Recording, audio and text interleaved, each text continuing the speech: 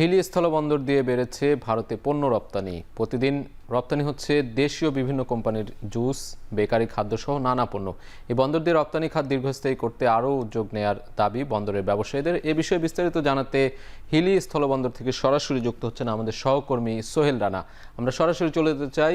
সোহেল রানা, স্থলবন্দর দিয়ে কী পরিমাণ পণ্য আমদানি রপ্তানির যে বিষয়গুলো বলছিলাম সেটি হচ্ছে, সেই পরিমাণটা জানাবেন এবং বন্দরের সার্বিক যে কার্যক্রম সেটি জানান।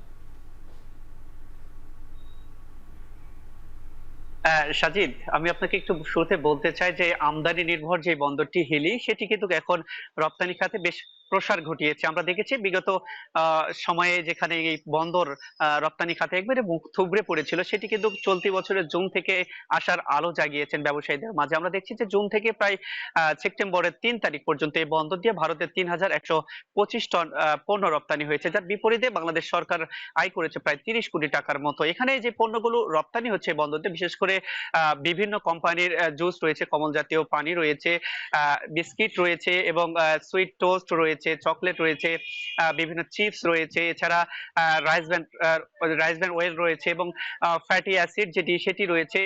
এছাড়া কিন্তু আরো বেশ কিছু পণ্য কিন্তু ভারতে রপ্তানি হচ্ছে এই বন্দর দিয়ে। তবে ব্যবসায়ীরা যেটি বলছেন যে আসলে যে রপ্তানি খাতটির আসার আলো দেখিয়েছে সেটি দীর্ঘস্থায়ী করতে বেশ কিছু উদ্যোগ নেওয়া দরকার। সেটি হচ্ছে যে ভারত অভ্যন্তরে যে কোয়ারেন্টাইন অফিসটি নেই সেটি কিন্তু দ্রুত সময়ের মধ্যে দ্বিপাক্ষিক বৈঠকের মধ্যে সেটি যদি স্থাপন করা যায়, সেক্ষেত্রে কাঁচা পণ্য রয়েছে সেগুলো কিন্তু ভারতে রপ্তানি করা সম্ভব বলে কিন্তু ব্যবসায়ীরা বলছেন। তো সব মিলিয়ে বলা চলে যে বন্দরের যে রপ্তানি খাত সেটি বেশ আশার আলো জাগিয়েছে এবং যারা ব্যবসায়ী রয়েছেন তাদের মধ্যে একটা কর্মপ্রাণ চাঞ্চল্যতা ফিরে এসেছে। হাজির হিলি থেকে যুক্ত ছিলেন সহকর্মী সোহেল রানা।